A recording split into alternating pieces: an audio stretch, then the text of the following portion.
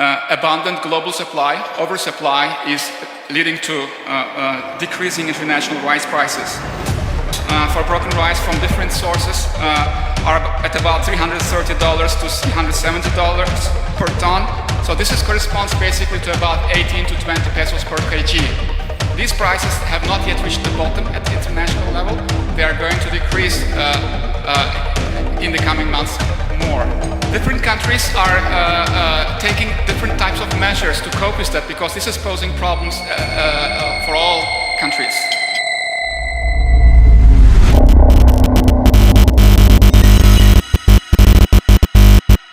The IRRI is here. Would you like to weigh in on the proposed amendments to the rice tariffication measure and the powers of the NFA? Go ahead, sir. Thank you for joining us. Thank you very much, Mr. Chairman. My name is Alisher Mirzabayev. I'm a senior scientist for policy analysis at IRRI. First of all, I would like to thank you for this opportunity for us to contribute our inputs to these deliberations. Probably from my side, I could add to these discussions perhaps a backdrop of what is happening in international rice markets, because they would be influencing the situation in the Philippines, but also vice versa. And also in a way that I could also speak a little bit what are the projections about the dynamics in the coming months in these markets, so that decisions you are making also could be proactive, taking those into account.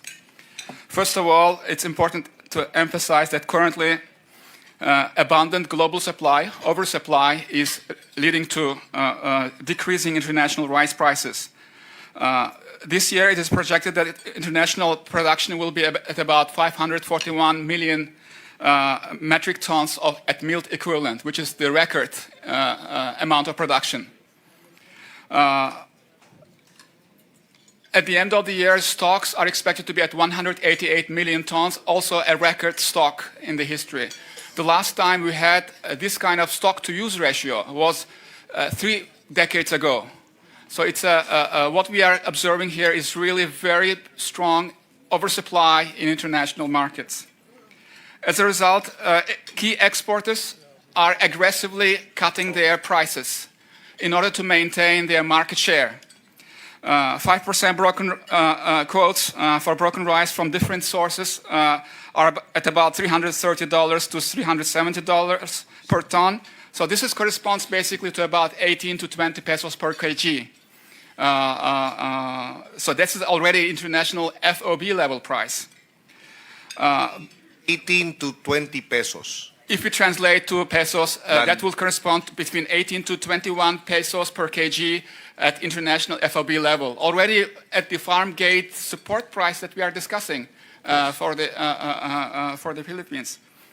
But warehouses are full not only in the Philippines but also in India, in Asia, across Asia. So everywhere warehouses full, and what is more on top of that, the new coming, another bumper harvest is coming. So we project that there will be another 10 to 15% downside into the prices in the coming months. So these prices have not yet reached the bottom at the international level. They are going to decrease in the coming months more. So different countries are taking different types of measures to cope with that, because this is posing problems for all countries. In India, for example, of course, farmers are to some extent insulated by minimum support price, which is at about $262 per ton, roughly corresponds to 15 pesos per kg. And that price was calculated with the idea that farmers need to get 50% net margin. So that's the Indian mechanism in India to set the price. Thailand, another major exporter, is also extending soft loans and storage reimbursement for farmers and millers, worth about $2 billion through 3 different programs. So they are giving loans to farmers and asking them not to sell their rice. Wait until the prices are high, and then you can sell and pay back the loan. Farmers need those loans to maintain their, continue their life expenses. Indonesia is improving warehouse capacity. Cambodia is giving loans to rice mills to support purchase of paddy. Vietnam also taking this kind of very big number of measures. So this kind of situation is also leading this to policy actions in other countries as well. At the same time, we understand that this rice situation in the Philippines, of course, it's an economic issue, but it's also a social issue. Even when farmers have net margins of 30 to 40%, their acreage is 1 to 2 hectares. So in terms of real income, it will be still very, very small. It's not going to make them very rich.